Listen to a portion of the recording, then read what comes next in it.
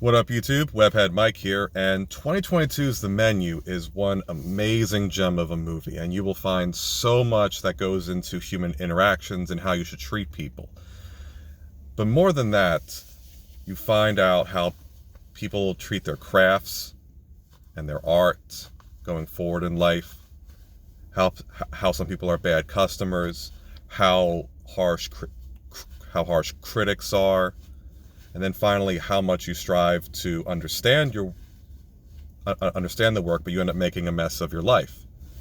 And this is reflected firstly in maybe consider this a surface level thing, but have you never heard someone say you can always tell how people are by how they treat those below them? I mean, after all, if they're below you, there's no chance of getting negative consequence for treating them badly. At least, that's what's on paper. So there are some people in this movie that do not value the staff working with them to the point where they don't ask their name, they don't ask what's being served, they don't ask what's happening, and even if some of them do, it's only to show off how much they know. And that's, well, a bad customer. And bad customers are more than just the dismissive types that I mentioned. There's also the ones who do not appreciate the work that is being done for them.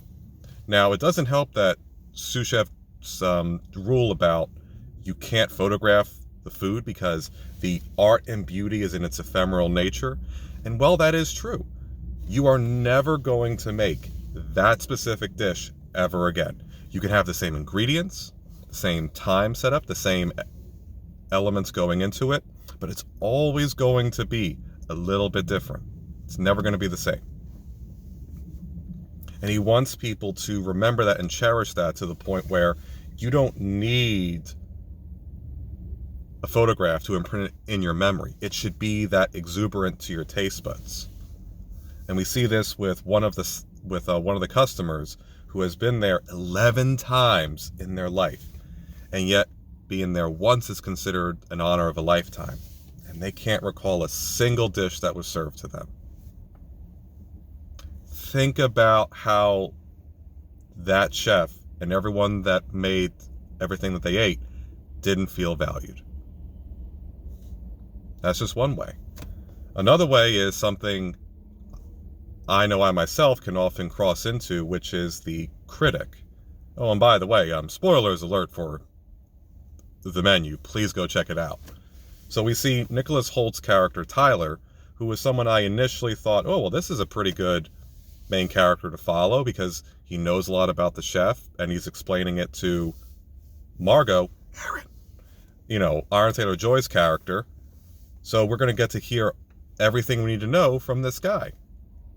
Turns out he's a scumbag and we shouldn't really identify with him much because, again, he gets to be very dismissive of the staff members, really only asking them questions so that way he can look better. But the thing that insults him most, even though this character does try to stealthily photograph the meals that are being given, the thing that irritates him the most is that he ruins the art and mystery of his craft. Because the critic will deconstruct the meal before his teeth have begun masticating and breaking it down.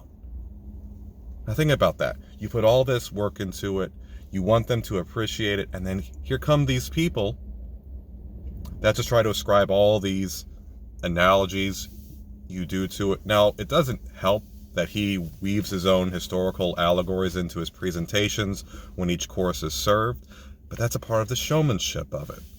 He's trying to make it unique. He's not trying to make something that's prepackaged that you can just go into a store and get it wrapped in plastic and then get the same thing you've gotten from the last time. No. He wants it to be special. And one way you can show that is by not trying to figure out what their meaning was behind it, but maybe what it meant to you. That maybe there was some longing sense that brought you back when you tasted this one thing. That's something that would have probably meant a lot more to him. And ultimately, he ends up being like Caliban in The Tempest because he's dressed up in clothes and made a mockery. And rightly so. Another bad customer was John Leguizamo's character, because when Chef had his one Sunday off, he went to go see Paging Dr. Sunshine. Or no, or was it Calling Dr. Sunshine? I can't remember which was. But the crucial bit of it was he saw him as an actor have no passion for his craft. And it was so disappointing, his face haunted him to that day. Because he is always striving for perfection. He never wants to feel as though the craft has escaped him. And he himself feels that because he has now gotten to a point where he doesn't enjoy what he's doing. He's supposed to be a cook, a chef, someone who's going to make something for people that they will actually enjoy.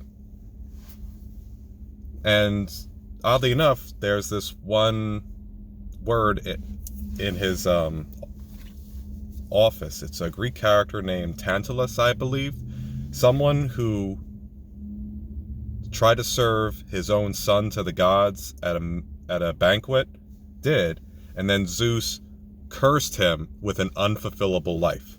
You know, food will taste like ash, water will evaporate as you drink. And that's what he feels like. And that's what he dreads happening.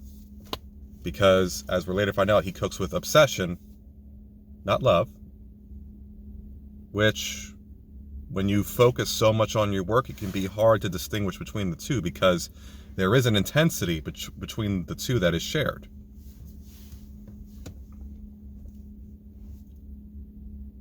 Another two are the ones trying to hold something over you.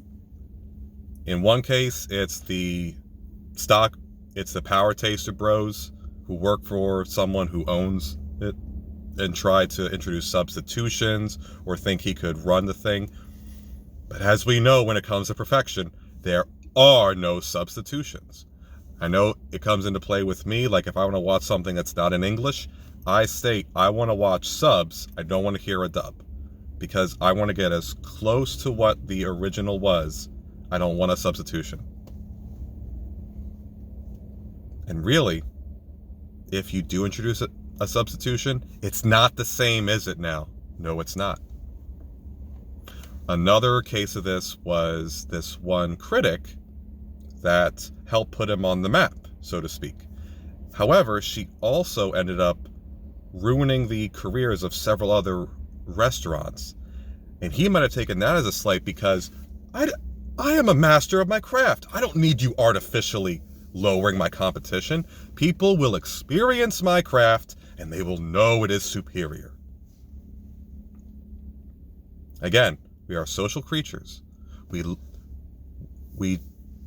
thrive off of cooperation and collaboration, but we always enjoy what is earned and less so what is given. And that's what comes up with her. But then finally we get to the one customer who actually enjoyed what was happening. And that's because Aaron just asked him to make her a cheeseburger. Not something artistic, not something that's a deconstruction or an allegory for something. No, just make me a cheeseburger. And we can see as he is preparing it all, cooking, smushing down the patty, we can see the look in his eye of fulfillment, happiness, joy, reminiscence, nostalgia.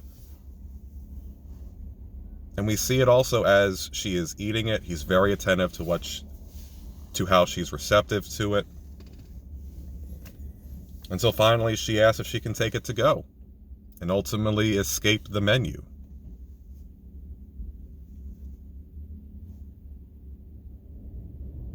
And then, of course, finally there is the s'more, an abomination and travesty, in their own words, that is transformed by fire. And that is much like what their lives have become. They have gotten to this pinnacle of life where they have achieved their craft to perhaps the expert peak potential that it could ever do, and they feel so lonely and unfulfilled. They have made a mess. And while they are travesties, they can be transformed by fire. But that's only my takes. What about you in the comments below? Tell me all about it. I'd love to hear your thoughts, and I thank you for watching this long. WebMike, out.